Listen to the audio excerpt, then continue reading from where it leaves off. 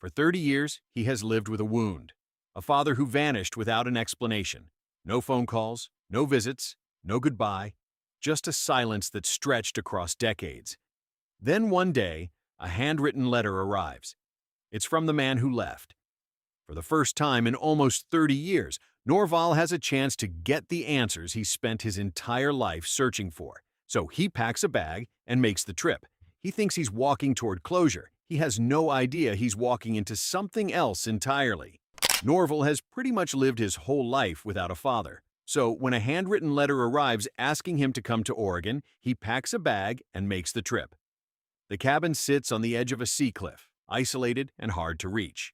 Norval arrives and finds his father Brian waiting for him.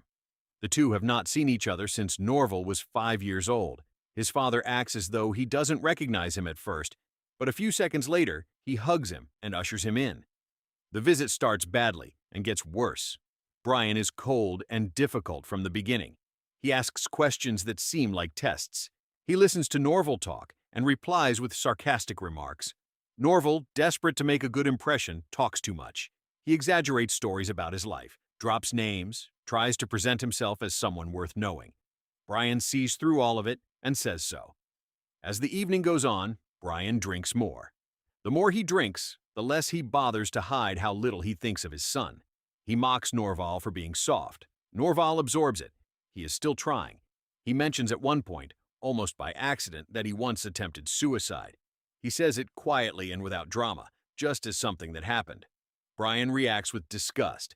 They go swimming, and the father tricks Norval into jumping into the water and then stands at a distance, staring at him. The tension between them keeps building until it finally breaks. Brian, drunk and completely out of control, grabs a meat cleaver from the kitchen and goes for Norval. Norval backs away, and then, in the middle of the attack, Brian stops. His hand goes to his chest. His face changes. He drops to the floor and does not get up. He dies from a heart attack. Norval calls the authorities.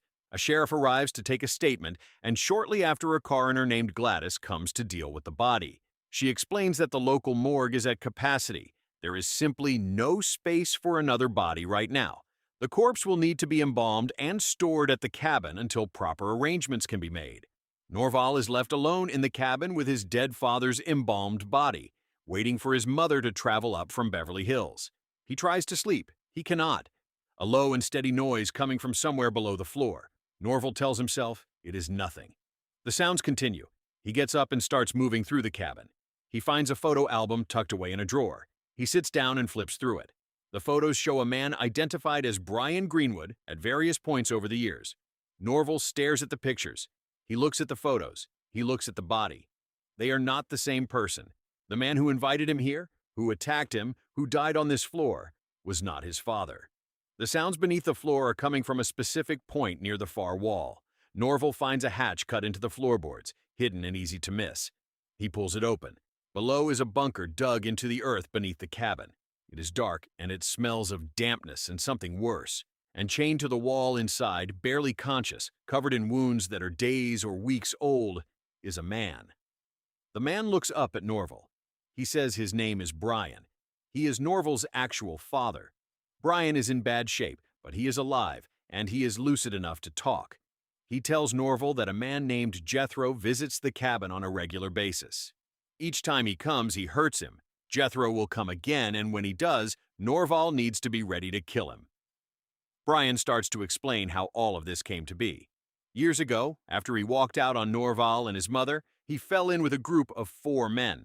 The 5 of them were not good people, and they did not do good things. They traveled to Thailand together and kidnapped the daughter of one of the wealthiest men in the country. The family paid the ransom. Once the money was in hand, Brian did what he had always done when things got complicated. He took his share of the ransom, possibly more than his share, and he disappeared. He has been in hiding ever since. The comfortable life that Norval and his mother have always taken for granted. All of it was paid for with money taken from a family whose daughter was kidnapped and held in terror. The other 3 men are Gordon, who was using Brian's name and living in the cabin and is now dead upstairs, Dandy, who is dangerous and will not be reasoned with, and Jethro, who has been doing the actual work of keeping Brian chained in this bunker and coming back regularly to make sure he suffers. Jethro is already on his way back to the cabin. Norval stands in the bunker and takes all of this in. The comfortable life he grew up in was built on something terrible. His father is not dead. He is not a good man. The reunion Norval traveled here hoping for is not available in the form he needed. But the man standing in front of him is still his father. He is hurt, and he needs help. Jethro arrives before Norval can get Brian clear of the property. Norval tries to stop him, and it goes badly. Jethro is not someone who can be handled by a man with no experience in this kind of situation. He gets past Norval without much difficulty. Norval manages to get his father out of the chains, and then he takes him upstairs. Norval goes to ease himself in the bathroom when he encounters Dandy. There is no conversation to be had with Dandy. What follows between them is ugly and unglamorous, and nothing like a movie fight. Norval is frightened and desperate, and simply trying to survive. He picks up what is available, a barbecue fork that he drives into Dandy with horrified determination, and eventually a roll of plastic wrap that he uses to finish it. Dandy does not survive the encounter. Norval gets his father out of the cabin. Jethro comes back to the cabin and finds it empty. Before he leaves, he goes through Norval's bags, finds his luggage tag with his home address printed on it, and shouts out to Norval and Brian that he is going to drive to Los Angeles and kill his mother. Brian, who has spent his adult life operating in dangerous situations even if those situations have recently involved being chained to a wall, gives Norval a piece of practical advice. Get into Jethro's car boot before he gets too far, and wait. When the car stops, deal with him then. Norval does it. The car ride ends at a roadside motel somewhere down the highway. Jethro has arranged to meet a woman named Precious there. Norval climbs out of the boot and works quickly. He manages to steal a key to an adjoining room and picks up a check spindle on his way in, the metal spike that sits on motel and diner counters for impaling paper receipts. He tries to get through to Jethro through the connecting door between rooms, but Precious sees him before he can get there. The element of surprise is gone. Jethro gets hold of Norval, drives the spindle into him several times, and leaves him bleeding on the floor of the motel room. Precious stares at him. Jethro walks out, assuming the job is done. Norval does not die. He lies on the floor for a moment, and then he gets up. He walks outside. Jethro's car has not made it far. It has crashed into a roadside sign, and the impact has done significant damage. Jethro is not inside the car. He is taking slow steps walking down the road. Norval goes to meet him, and his head is opened up. Jethro tells Norval something about his mother, about who she was before, about what she was involved in before Norval was old enough to know anything. It lands quietly, but it lands hard. Norval ends things with Jethro. With his last breath, Jethro says a single strange word, a name, Arthur. Norval walks back. He is wounded and exhausted, and carrying more weight than he started the journey with, and he started it with plenty. He finds his father near the water and lowers himself to the ground beside him. They lie there together with the ocean in front of them. Norval speaks first. He tells Brian that he is sorry, not for anything that happened in the last few days, but for something longer than that. He tells him that he never let his mother get over him, that he kept Brian alive in the house without meaning to, kept his absence present, kept a space open for a man who was never coming back. He kept hoping in a way that was not fair to his mother, and was not fair to himself, and was not, in the end, fair to anyone. Brian is weak, and his breathing is shallow, but he is conscious. He reaches out and takes Norval's hand. In the end, almost everything Norval believed has been turned upside down. The father he spent 30 years longing for was never the man who welcomed him into the cabin.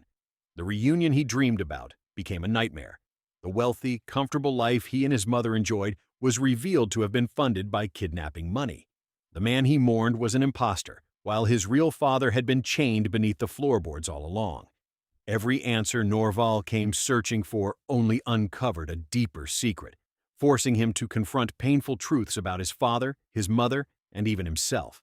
The story ends in a human and familial way, a son finally sitting beside the father he spent a lifetime searching for, both of them battered by the choices of the past, sharing a moment of connection that neither thought they would ever have. That's it for today's story, everyone. But before you go, I gotta ask, how long would you have stuck around after seeing how strange your runaway father was? And do you think Norval should have gone looking for a man who abandoned him his whole life? What would you have done if you were in his position? Leave your thoughts in the comments. Thanks for watching, and don't forget to subscribe for more twisted stories like this. See you in the next one.